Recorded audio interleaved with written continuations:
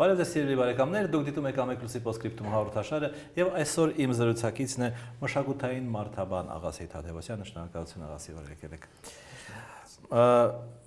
Թեման այսօր շատ քննարկվող ուրեմն հին Երևանը քանդելու մասին է եւ ես կարծում եմ դրա հիմքն է եւ մնացած խնդիրների, շատ խնդիրների հիմքն այն է, որ մենք պետություն դեռ մինչև վերջ չեն կարողացել կառուցել եւ նախորդ զրուցակիցներից մեկը ասաց, որ 25 տարի առաջ որ մենք անցանք շուկայական հարաբերությունների, իսկապես այդ հարաբերությունները զարգացնելու համար պետք էր ունենալ ինչ որ հիմքեր, պետություն կառուցելու հիմքեր։ Որոնք են այդ հիմքերը։ Կրոնը, հավատը, ինչ է։ Եթե խոսքը գնում է պետություն կառուցելու մասին, պետություն կառուցելու հիմքը դա իմ կարծիքով իհարկե մասնագիտական իմ մասնակցության տեսանկյունից հիմքը իհարկե անհատն է, մարդը եւ կոնկրետ դեպքում այն պետությունը, որը ենթադրվում է, որ պետք է կառուցել, այսինքն կապիտալիստական, բուրժուա դեմոկրատական տիպի պետություն, որտեվ այլ պետություն չէր նախատեսված կարծեք, թե չնայած չէր դրա մասին խոսվում, բայց ենթադրվում է, որ սոցիալիստական, սովետական սոցիալիստական տիպի պետությունից անցում պետք է լիներ այդ այսպես կոչված արևմտյան դեմոկրատիաների տիպի պետություններ, որոնք որ եթե ավելի պարզ խոսենք, դրանք կապիտալիստական հասարակություններ են, դեմոկրատական քաղաքական համակարգի վրա հենված։ Հիմա այդ տիպի հասարակությունները, այդ տիպի պետությունների հիմքը դա քաղաքացին է եւ քաղաքացիական գիտակցություն ունեցող անհատը։ Մի բան, որ մեզանում ընդհանրապես որպես խնդիր չդրվեց եւ ասենք ես ենթադրում եմ, որ բնական է, որ չդրվեց, որովհետեւ այդ շրջանի քաղաքական լիդերները իրենք գիտեք ինչ նարատիվներ էին առաջ քաշում, երբ որ նոր այդ 89 թվի հանրահավաքներն էին, այդտեղ չկային քաղաքացիական որևէ պատումներ, այսինքն պատմություններ, որոնց վրա պետք է կառուցվեր ապագա պետությունը կամ ապագա հասարակությունը։ Եվ եթե համատության համար մենք տանենք զուգահեռներ, օրինակ նույն ժամանակ արևելաեվրոպական որոշ երկրներում էլի շարժումներ էին տեղի ունենում, ասենք օրինակ Լեհաստանում, այնտեղ արմիությունների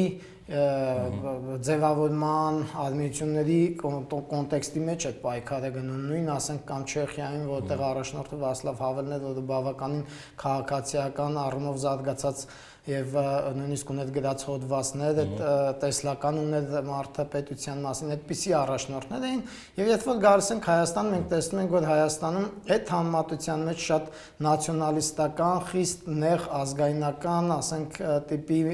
մարդիկ էին իրենց մտածողությամբ, ովքեր որ սկզբնական շրջանում նույնիսկ վախենում էին անկախություն բառը արտաբերել, նույնիսկ անկախություն բառը արտաբերող մարդկանց ես մասնակցել եմ այդ հանրահավաքին, գիտեմ, վանում էին, չէ՞։ Վանում էին եւ մենք ունեինք առանձին մի տեղ, որտեղ որ մենք հավաքվում էինք, անկախականների թև էր կոչվում, այդ արձաններից մեկի մոտ էր դա։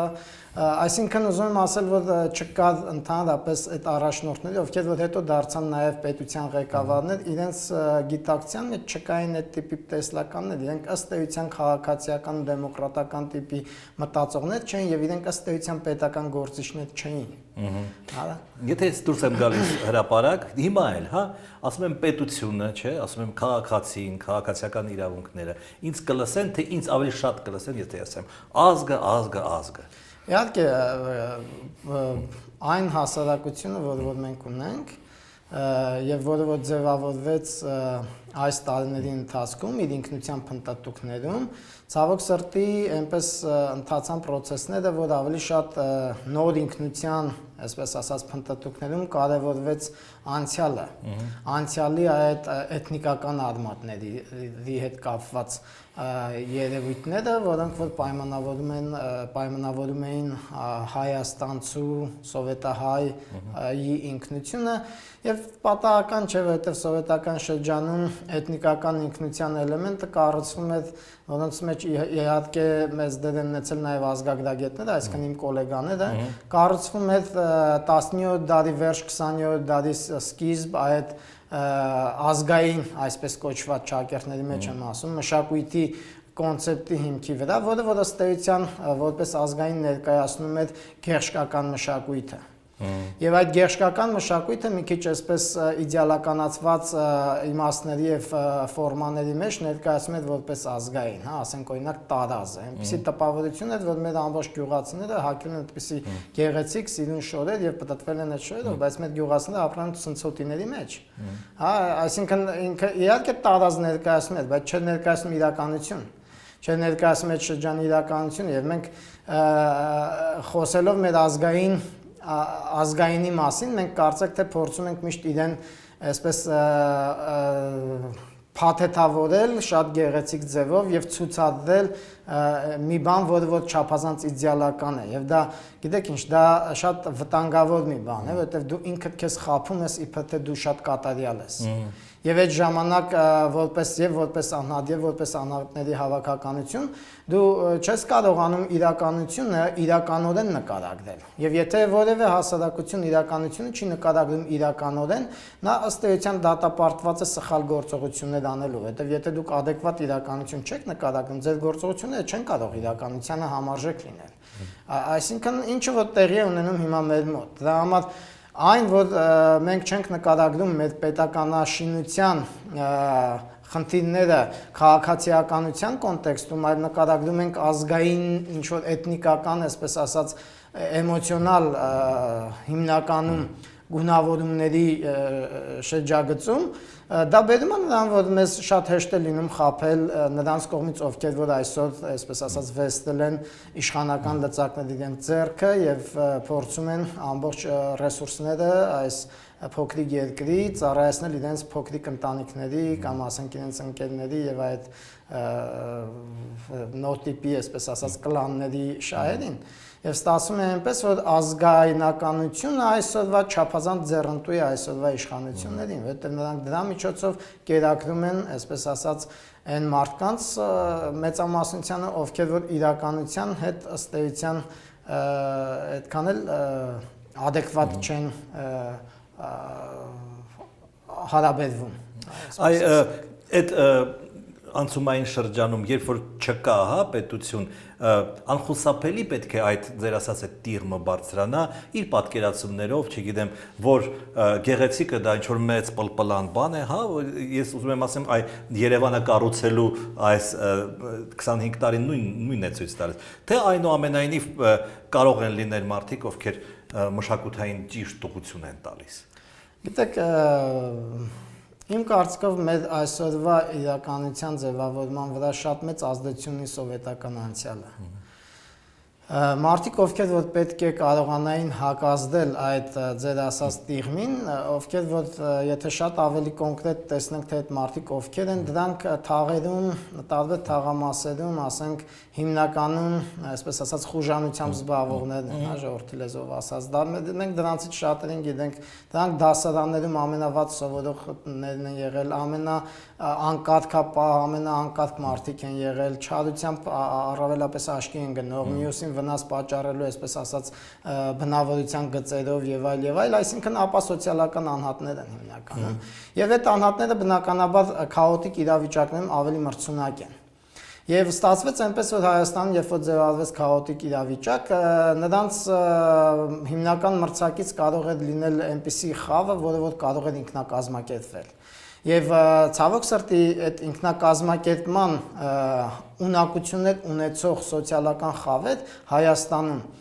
90-ականների սկզբին եւ 80-ականների վերջին չկային, որովհետեւ խորհրդային միությունը ընդհանրապես ջարդել էր մարդկանց ինքնակազմակերպման ունակությունները, որովհետեւ խորհրդային ռեժիմում ինքնակազմակերպվող անհատներ պետք չէին, նրանք պետք է լինեին ենթականներ, հպատակներ, այսպես ասած, եւ ականջները կախլսողներ։ Եվ այդ իրավիճակում փաստորեն ստացվեց այնպես, որ այդ այսպես կոչված թաղային այդ խուժանը, գողականները եւ այլ, դրանք ամենակազմակերպված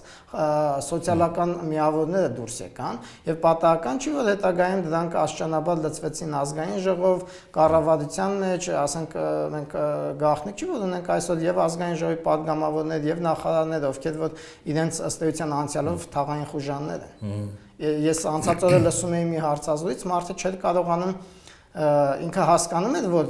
հիմա հիմարություն է դուրս տալու, հա, բայց չկարողացավ զսպել իրեն իր հիմարությունը դուրս տալ եւ վերջին հաշվով բնութագրելով այդ ազգային ժողովի այդպես ասած падգամավոր կոչվածներից մեկին, այդ Սեթրակյան Մհերին, հա, եթե չեմ սխալվում, այդպես է այդ մարդու անազգանունը, ասաց գիտեք, ուզում եք մի լավ բան ասել, բայց զգում եք որ սխալ է խոսելու, բայց վերջ չկարողացավ չխոսել, այդպես ասում է, գիտեք ինքը ճշտով ապրած մարդ է, եւ ասում է, գիտեք, ես այդ մարդու անունը չեմ էլ հիշում, որ խոսում եք, բայց եթե չեմ սխալվում, դա էլ է ազգային ժողովի падգամավոր, ասում է եւ գիտեք, ասում է մեզ ճիշտ չի որ մենք հայտնվել ենք ազգային ժողովում, հələ տեսեք ինչ ասում են, բայց ճիշտ կլներ որ մեր նմանները մի հատ այսպես ասած խորհուրդ կազմեին եւ ամեն ինչի վերևում լինեին, մոտավորապես ասում են մուսուլմանների մեջ ակսակալներ, հա, երևի։ Չէ, դրանց հոգեվոր խորհուրդը նկատել են, ինքը նույնիսկ չգիտել այդ որտեղ է, բայց լսել էր ականջի ծայրը, որ նման մի բան գոյություն ունի, այսինքն մարդիկ ովքեր որ այսպես ասած ճշտով ապրողներ են, իսկ եթե ասած ճիշտը դա հենց այդ գողական ճիշտն է, եւ եթե մի հասարակության մեջ այդ կրիմինալ ճիշտը, հա, որը որ չի ենթադրում հասարակության մեջ այլ տիպի ճշմարտությունների գոյություն, որոնք որ ըստ էության հասարակության զարգացման հիմքն են, ճշմարտությունների բազմազանությունը դրանց մրցակցությունն է հասարակության զարգացման հիմքը, չէ՞։ Այդ տիպի մարդիկ այսօր երկրի բարձրագույն իշխանությունում են։ Մտածում ես ոնց կարող է մեր երկիրը զարգանալ։ Հնարավոր չի որ մեր երկիրը զարգանա, հասկանու եք, նման մարդիկ են իշխանության մեջ եւ այն պայմաններում, երբ որ անցումային հասարակության հետ գործ ունեն եւ այդ հասարակությունը իմպոտենտացվել է խորհրդային ռեժիմի միջոցով, ապա գոնե էլիտաները պետք է այնպեսին լինեն, որոնք որ մտավոր իրենց ունակությունների դիապազոնը պետք է բավականին լայն լինի։ Իսկ այս մարդկանց, երբ որ դուք նայում եք իրենց մտավոր ունակությունների դիապազոնը,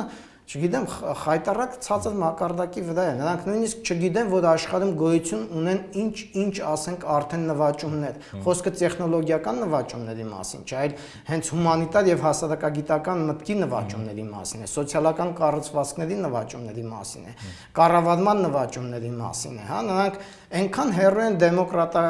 ժողովրդավարության արժեհամակարգից, ասենք այն արժեքներից, ինչպիսին օրինակ ազատությունը կամ հավասարությունը։ Այդ մարդիկ նույնիսկ կյանքում սպանես էլ իրենք չեն հասնի իրենց մտքով ազատության, հասկանաք, որովհետև իրենք մտքի թռիչ չունեն, այդ մարդիկ ֆանտազիա չունեն, իրենք ինտելեկտը իրենց չափազանց այսպես սահմանափակ զարգացման մակարդակի վրա կանգ է առել։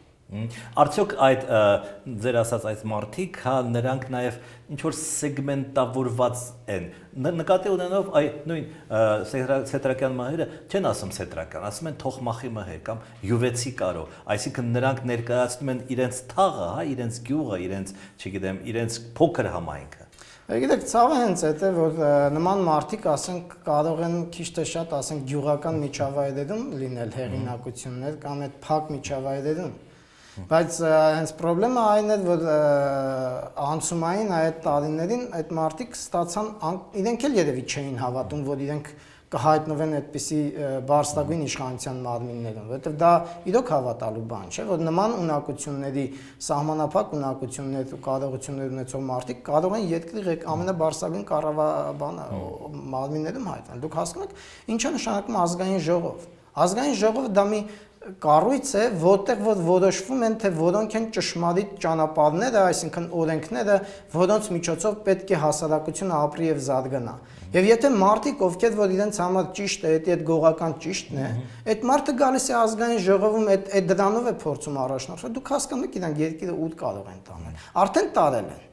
Արդեն տարել են, դրա համար էլ այդ մարդկանց համար չկան, ասենք,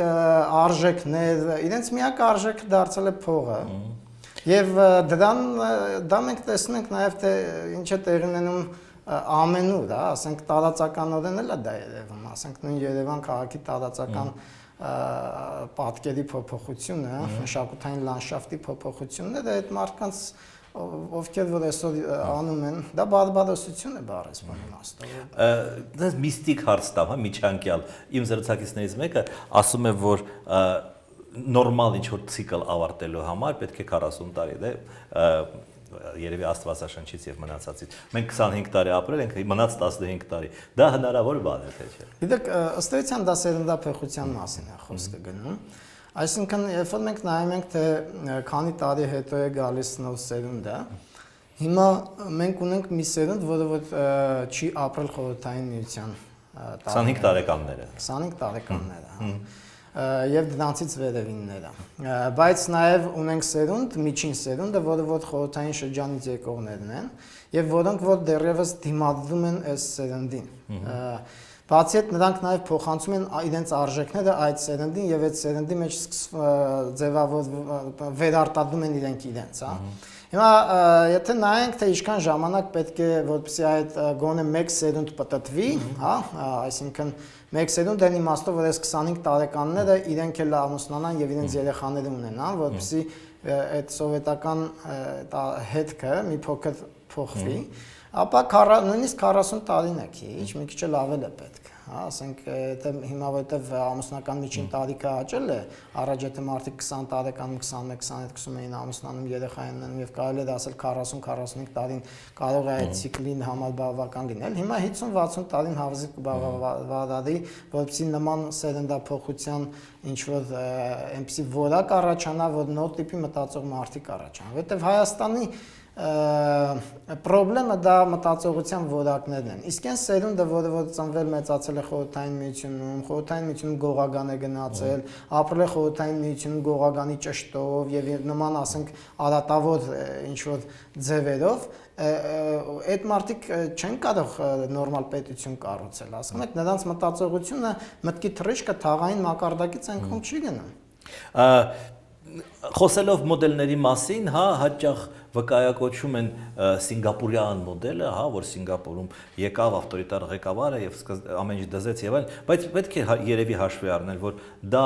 դաոսիզմի, այսինքն չինացիների հետ է գործ ունեցել, ոչ թե հայերի, թե դա նշանակություն չունի։ Գիտեք, կարծում եմ, որ վերևից փոփոխությունները սովորաբար ավելի էֆեկտիվ են, քան ներքևից փոփոխությունները։ Էֆեկտիվ են իմաստով, որ իրենք ավելի արագ են տեղի ունենում։ Մեր աշկի առաջ նման որոշ առումով նման բան տեղի ունեցավ մեր հարևան երկրում, Վրաստանում, երբ որ եկավ մի մարդ, ով որ ըստ էության համոզմունքների մակարդակում հավատում էր նրան, ինչի մասին որ ինքը խոսում էր, խոսքը Սաակաշվիլի մասին է։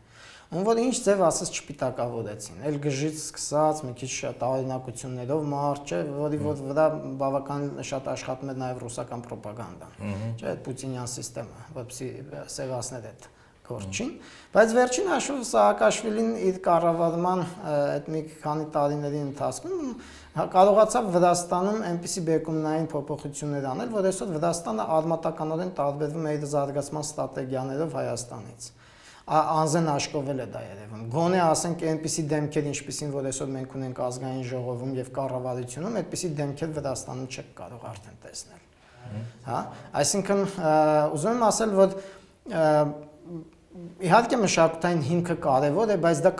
ավելի մեծ նշանակություն է ստանում այն ժամանակ, երբ որ փոփոխությունները ներքևից են սկսում տեղ ունենալ։ Դրանք տևում են շատ երկար եւ ասենք այդ ձեր նշած 40 կամ 60 տարին անհրաժեշտ է որպեսզի դա տեղի ունենա։ Բայց եթե հայտնվում է այդպես հեղափոխական մտածողություն ունեցող գործիչ, ով որ իրոք ինքը ունի երկրի ապագայի մասին պատկերացում, ով որ կարողանում է իր շուրջը ձևավորել թիմ եւ հավատում է այդ մարդիկ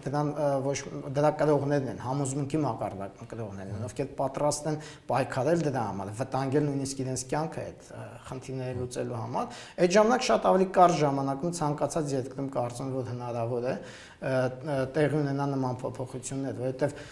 արդեն վերևից կառավարումը այնպես կարող է իրականացվել, որ հասարակության մեջ պակասող են խնդիրները, որոնք որ անհրաժեշտ են, որ հասարակությունը պակասող որակները, որոնք որ անհրաժեշտ են հասարակությանը, որ ինքը զարգացման ճանապարհով առաջ գնա, այդ պակասող որակները կառավարությունը վերևից սկսում է իրականացնել։ Կրթական համակարգի փոփոխության միջոցով առաջին հերթին, որովհետև կրթական համակարգը բազային նշանակություն ունի որևէ հասարակության զարգացման հեռանկարները պայմանավորելու առումով, օրենսդրական եւ դատական համակարգերի, կոռուպցիայի կանխարգելման եւ կոռուպցիայի հաղթահարման, ասենք, դրանք շատ բազային երևույթներ են։ Եթե այսօր մենք նայում ենք թե ով հակակոռուպցիոն բանի, ասենք այդ հանձնաժողովների ղեկավարներ եւ այդ բաներ, այդ մարդիկ են, ովքեր ամենամեծ կոռուպցիոներներն են այս երկրի։ Այսինքն մեր մոտ ամեն ինչ տեսնում եք, որ վերևից առայժմ չի լինում, մենք շատ դեպքերում լսում ենք կարծիքներ, որ ամեն ինչը մեղքը գցում են հասարակության վրա։ Մարդիկ այդպես են մտածում, հա, մարդիկ այդպես են մտածում։ Հայաստանի մարդկանց մտածողությունը շատ հին է, շատ բան չի առաջընթացի ուղղորդված մտածողություն չէ, բայց խնդիրը նրանում է, որ մեղքը գցել մարդկանց մտածողության վրա, դա ես կարծում եմ, որ բան է, փախուստ է իշխանության պատասխանատվության կանչելու խնդրից, որովհետև եթե դու եկել ես իշխանության եւ իշխանության գլուխ ես կանգնել, ապա դու պատասխանատվություն ես երկրի զարգացման, բայց եթե մենք այսօր նայում ենք, տարօրինակ մի բան, Հայաստանը ունի ընդհանրապես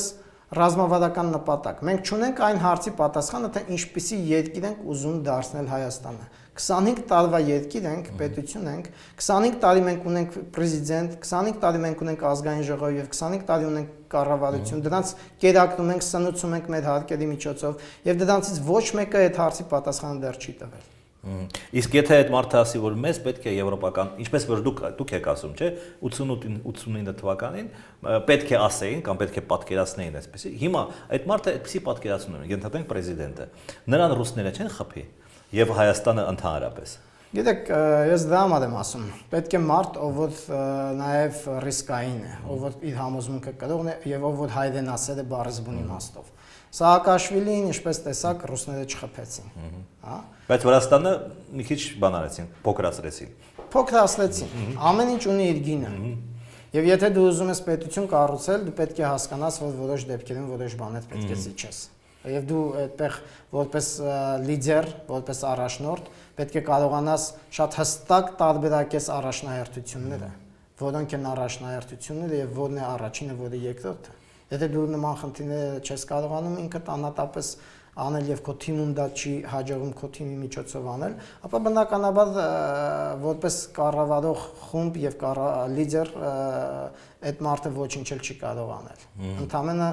իր խնդիրը կլինի, ասենք, իր անձնական հարստության կուտակումը, վերարտադրությունը իր շրջապատի մարդկանց եւ այդ մարդկանց հնարավորությունները ստեղծելով սեփական հարստությունները վերարտադրելու, այդ դրա շնորհիվ նրանք կպաշտպանեն իրեն, որպեսզի նաեւ ինքը իր իշխանությունը անդադ վերարտադրի, որովհետեւ այստեղ ստացվում է կլանային այդ փոխշահավետության սկզբունքն է գործում, հա։ Դու ստեղծում ես քո համար հիմք, նրանց կերակրելու հնարավորություն ես տալիս, բայց նրանք իմանում են, որ դու իրենց բանն ես, այսպես ասած, պախանն ես, հա։ Շատ տհաճ բառ եմ օգտագործում, բայց այս մեր համակարգի համար դրանից ավելի լավ բառ ես չեմ գտնում։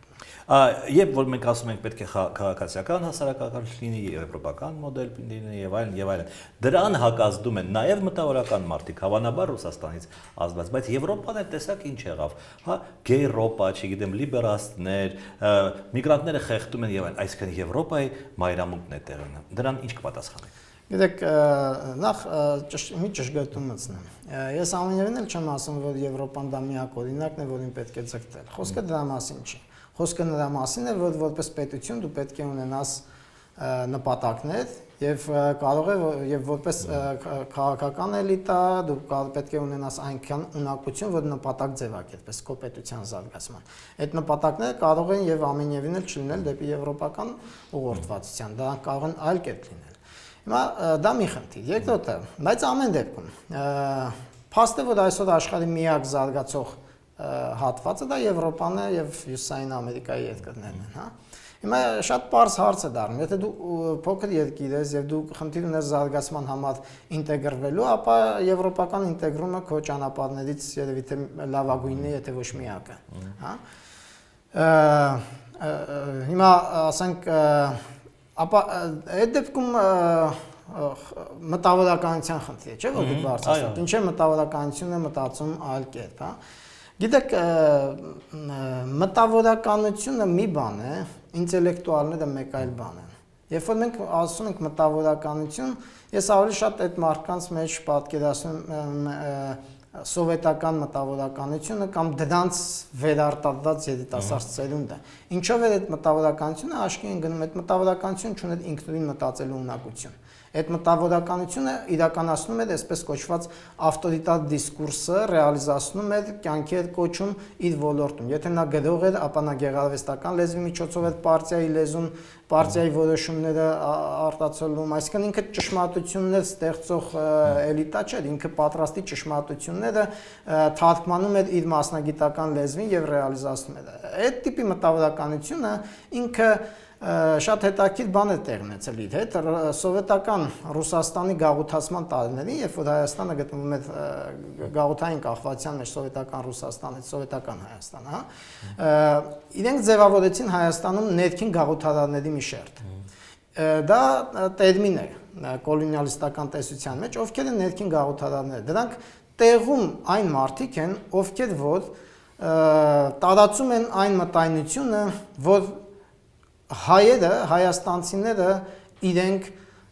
ավելի ցածր կարգի են, քան իրենց տերերը, ռուսները օրինակ։ Նրանք ավելի հզոր են, հայերը ինքնուրույն ապրել չեն կարող։ Հայերին քաղաքակրթողը դրանք եղել են ռուսները։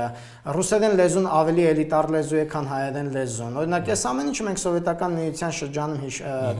տեսել ենք, հա, երբ որ հայերեն խոսալը համարվում էր,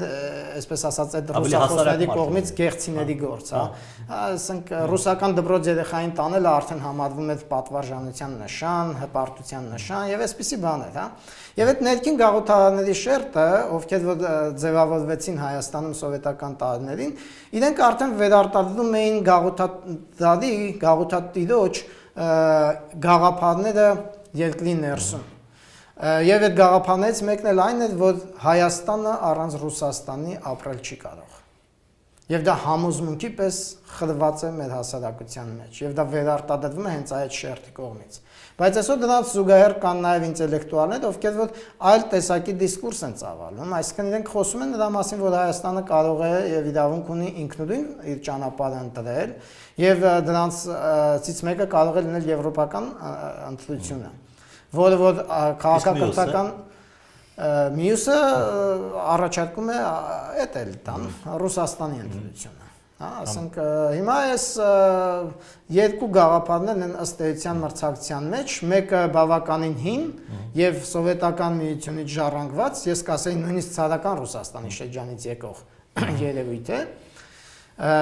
եւ գաղութատիրական, մյուսը նոր հետգաղութատիրական, որը փորձում է Հայաստանի ապագան պատկերացնել ոչ թե Ռուսաստանին թշնամական հարաբերության մեջ, այլ Ռուսաստանի հետ գործընկերային հարաբերության մեջ։ Սրանք տարբեր բաներ են, հասկանում եք, երբ որ մի դեպքում դու Ռուսաստանի հետ բարեկամությունը բնութագրում ես անպայման հպատակության կոնտեքստում, իսկ մյուս դեպքում դու դա փորձում ես բնութագրել, ոչ թե մերժում ես այդ գործընկերությունը, այլ հարաբերությունները այդ երկրի հետ, այլ գործընկերային հարաբերություն ես փորձում ձևակերպել։ Դա հավասարի հետ հարաբերություն է։ Անկախ նրանից, որ Հայաստանը փոքր է չափերով, անկախ նրանից, որ Հայաստանը, ասենք, ավելի քիչ զորք ունի, քան Ռուսաստանը, անկախ այդ ամեն ինչից։ Ինչպես օրինակ այսօր տեսեք Վրաստանն է անում, շատ պատվարժան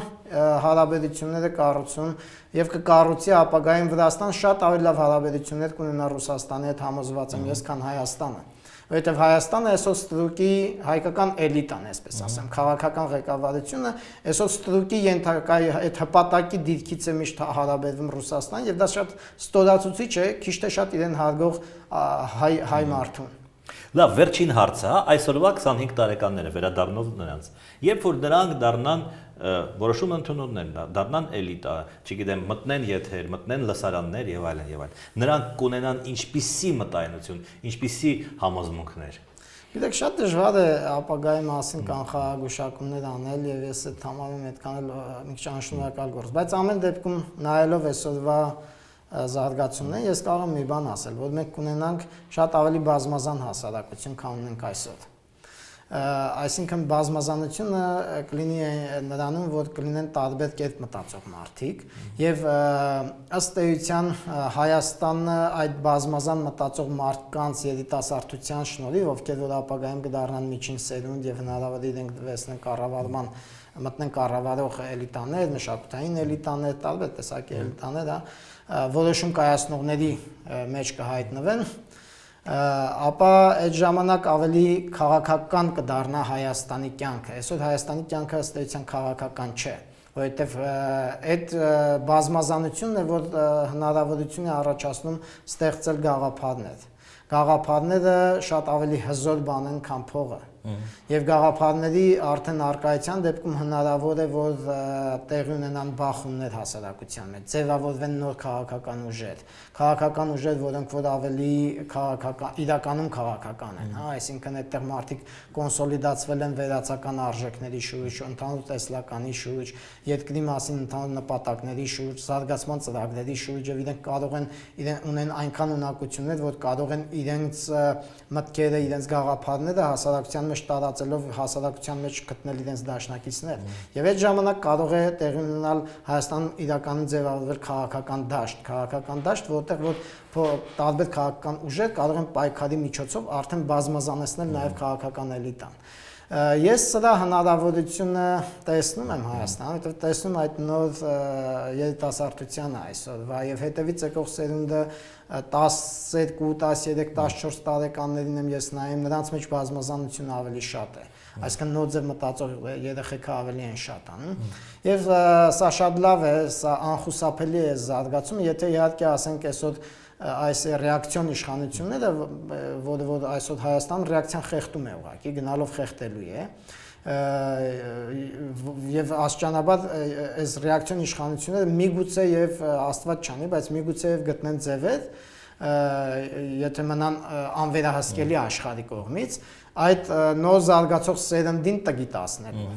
Սա ամենամեծ չարիքը կլինի, որովհետև ես տեսնում եմ, որ այս իշխանությունը ամենամեծ իր երազանքը տգետ հասարակությունն է։ Եվ եթե հայտնում են քիչ թե շատ խելացի մարդիկ, այլ կերպ մտածող մարդիկ, նրանց շատ լավ պայմաններ են ստեղծում, որպեսզի իրենք Հայաստանը գնան, հա, արտագաղթեն ուրիշ երկրներ։ Շնորհակալություն հետաքրքիր զրույցի համար։ Սիրելի բարեկամներ, իմ զրուցակիցն էր մշակութային մարդաբան Աղասի Թադևոսյանը։ Մենք հանդիպենք երկուշաբթի օրը, ստեսյուն։